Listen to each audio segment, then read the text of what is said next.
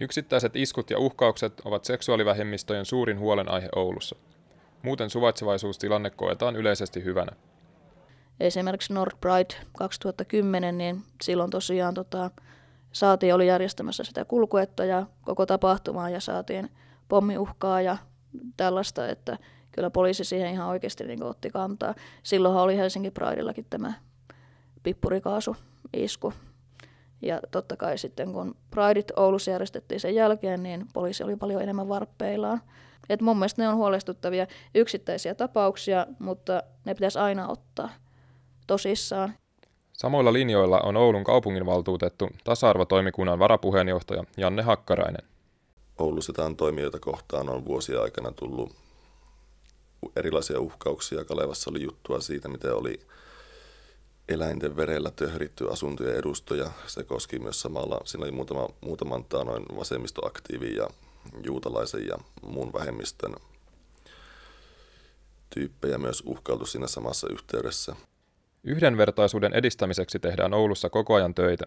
Oulun kaupungin nuorisopalvelut, kumppanuuskeskus ja Hyvän mielen talo järjestivät marraskuussa kansainvälisenä suvaitsevaisuuden päivänä tapahtuman. Tilaisuudessa keskusteltiin yhdenvertaisuudesta ja eri vähemmistöjen edustajat pääsivät kertomaan kokemuksistaan sekä yhdenvertaisuustilanteesta Oulussa. Sukupuolenvaihdosprosessissa oleva Iida-Maria oli yksi tilaisuuden puhujista. Jos puhutaan suvaitsevaisuudessa ihan ylipäätään, niin millä tavalla sitä voisi vaikka Oulussa ja elämässä muutenkin edistää? No ihan varmaan sillä tavalla, että toisaalta niin kuin on kiinnostunut siitä toisten erilaisuudesta, mutta pitää semmoisen rajan sitten, että ne on tietyllä tavalla yksityisasioita ja kaikkein tärkeää on se, että saa olla yhdenvertainen ihmisenä, että saa niin kuin samanlaista kohtelua kuin muutkin ihmiset saa. En ole koskaan nimittelyä tai mitään väkivaltatilanteita, en ole koskaan niihin joutunut. Siis alkuvuodesta hain erääseen projektiin töihin ja siinä oli ongelmana se, että mulla on prosessi kesken, eli se katsottiin, että se kuormittaa sitä työntekoa, mikä oli ehkä ihan oikea tulkintakin. Rotuaarilta tavoitetut oululaiset olivat pääasiallisesti tyytyväisiä Oulun ilmapiiriin. Vastaajien mukaan etniset vähemmistöt kokevat enemmän syrjintää kuin seksuaalivähemmistöt. Vanhempien kautta se lähtee, mutta ainakin rasistiset, että ei suvata ulkomaalaisia tai mustalaisia ja näin. Tietenkin tämä kansainvälisyys, joka Oulunkin katukuvassa alkaa näkyä, niin sekin täytyy hyväksyä, mutta tietenkin on niitä, jotka ei hyväksy, mutta minusta se nyt on ihan tervetullutta positiivinen piirre tässä meidän katukuvassa.